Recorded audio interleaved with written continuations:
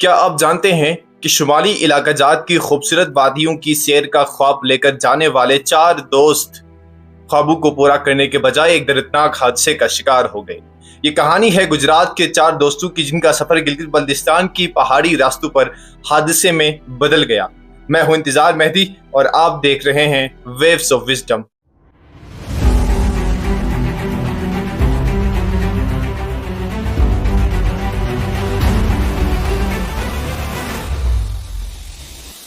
آج ہم ان کہانی کے ساتھ ساتھ گلگت بلتستان کی سڑکوں کی خراب صورتحال اور حکومت کی غفلت پر بھی بات کریں گے۔ سب سے پہلے ہم بات کریں گے کہ ان کا سفر کب سٹارٹ ہوا۔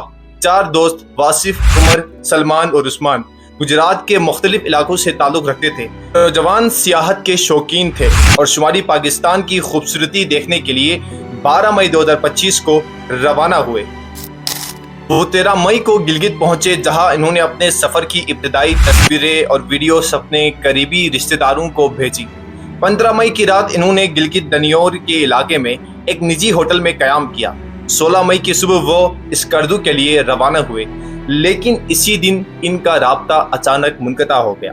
گھر والوں نے فون کیے مگر کوئی جواب نہ ملا، جس کے بعد ان کی گمشدگی کی رپورٹ درج کروائی گئی۔ ریسکیو اداروں نے فوری طور پر تلاش شروع کر دی۔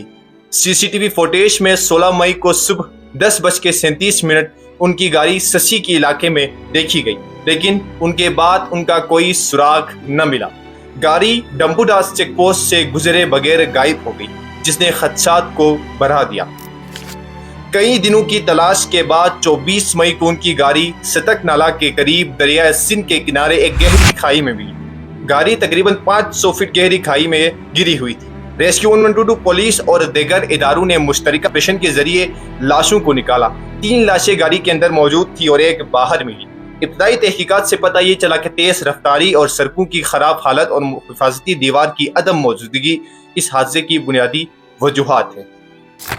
گلگت بلتستان کی پہاڑی سڑکیں انتہائی خطرناک ہیں، خاص طور پر وہ راستے جو سیاحوں کے لیے کھلے ہیں۔ سڑکوں پر حفاظتی دیواروں کی عدم موجودگی، بارشوں کے دوران سلائڈنگ اور پتھر گرنے کے واقعات معمول ہے۔ یہاں ٹریفک قوانین پر عمل درآمد بھی بہت کمزور ہے۔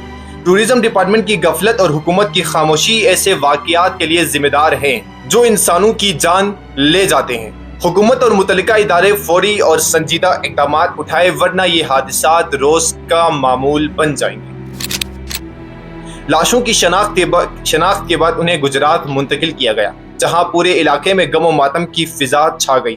مقامی لوگوں اور پورے ملک نے ان جوانوں کی حفاظت کے لیے سڑکوں کی حالت بہتر بنانے کا مطالبہ کر رہے ہیں۔ یہ حادثہ ہمارے لیے ایک وارننگ ہے کہ ہم اپنی سیاحتی جگہوں کی حفاظت کے لیے مزید سنجیدگی اختیار کریں۔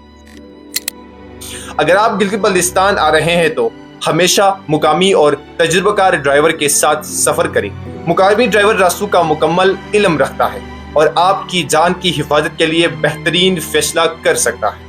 تیز رفتاری، غیر ضروری خطروں سے بچیں اور سڑکوں کی حالت کا ہمیشہ خیال رکھیں۔ آپ کی حفاظت آپ کے ہاتھ میں ہے۔ یہ تھی آج کی لہر دانش کی، جس میں ہم نے ان 4 نوجوانوں کی المناک کہانی سنائی اور گلگت بلتستان کی سڑکوں کی سنگین حقیقت اور حکومت کی غفلت پر بات کی۔